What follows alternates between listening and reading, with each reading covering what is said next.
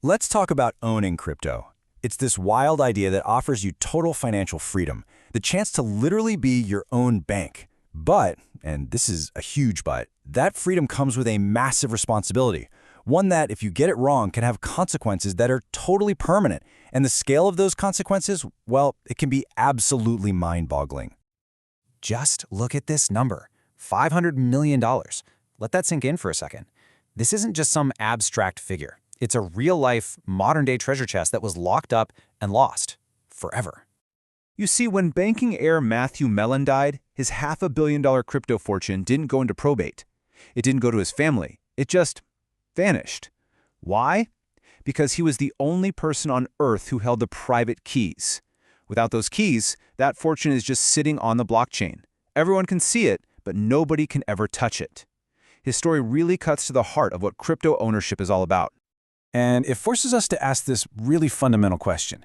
I mean, with stocks, if you lose your paper certificate, it's a headache, sure, but it's an administrative problem you can fix. With crypto, it is a completely different ballgame. And understanding that difference, well, that could be the most important thing you learn.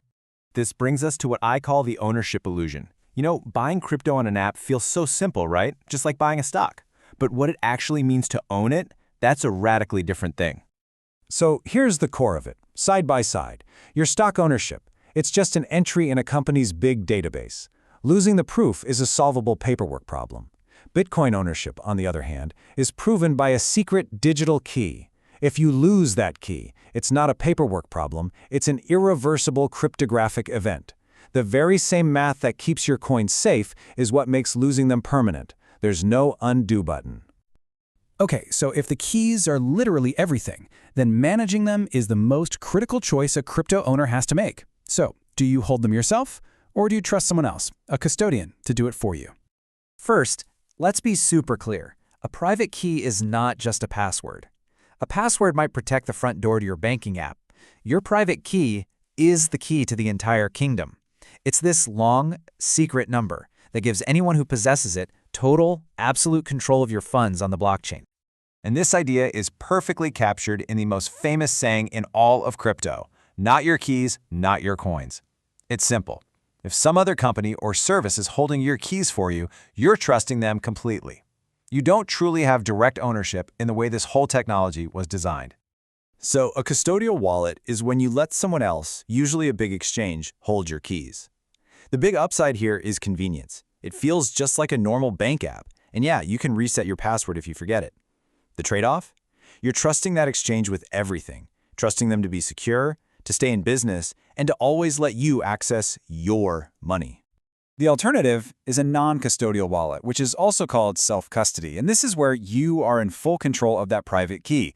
This is true financial freedom. Nobody can freeze your account or block your transactions, but with that absolute control comes absolute responsibility. If you lose your key, there's no 1-800 number to call for help. You're on your own. So the trade-offs are pretty stark when you lay them out. With a custodial wallet, your biggest risks are external, things like a massive exchange hack or the company going bankrupt. With a non-custodial wallet, the risk is all you, personal error, losing that key. It really just boils down to one simple question. Which kind of risk are you more comfortable with? Now, beyond just how you own it, there's this bigger question of, what is it for? I mean, the name is cryptocurrency, but does it actually work like money? And that, my friends, is the currency conundrum. This quote from a Reddit user really just nails the problem. If you truly believe your Bitcoin is going to be worth way more tomorrow or next year, why on earth would you spend it today on a coffee? It naturally encourages you to just hold on to it, to treat it like an investment, not like cash. And that's not the only hurdle. You've got the insane price swings, the fact that there are no consumer protections like chargebacks if you get scammed, and sometimes the transaction fees can be pretty high.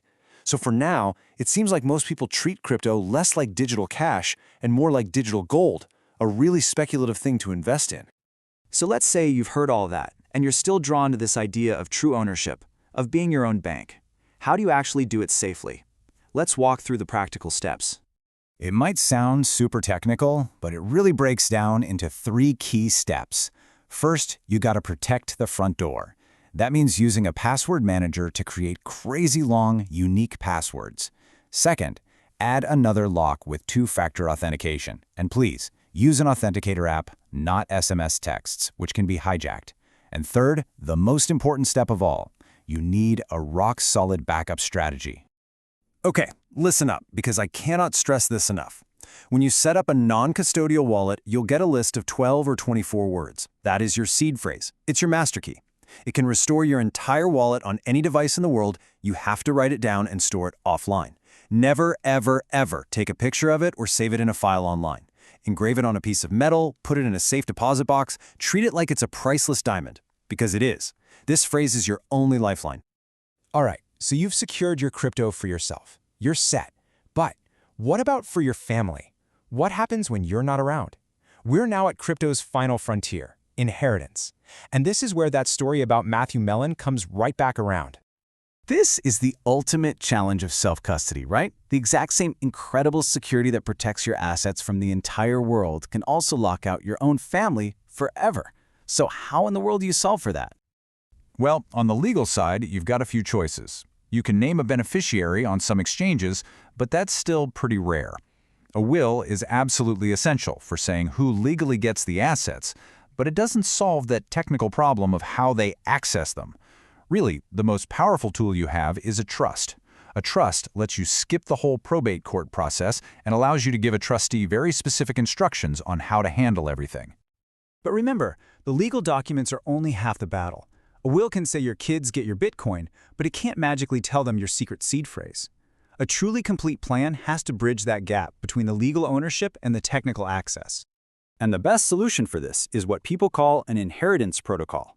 It sounds fancy, but it's really just a system that combines your legal documents, like a trust, with a physical, secure package for your executor. Inside that package are simple, clear instructions and that precious seed phrase, all designed so that someone who isn't a crypto expert can still safely get to the assets. You know, the incredible power of crypto is this freedom to be your own bank. But that freedom demands that you be diligent, that you plan ahead. It means taking on the ultimate responsibility for your own wealth.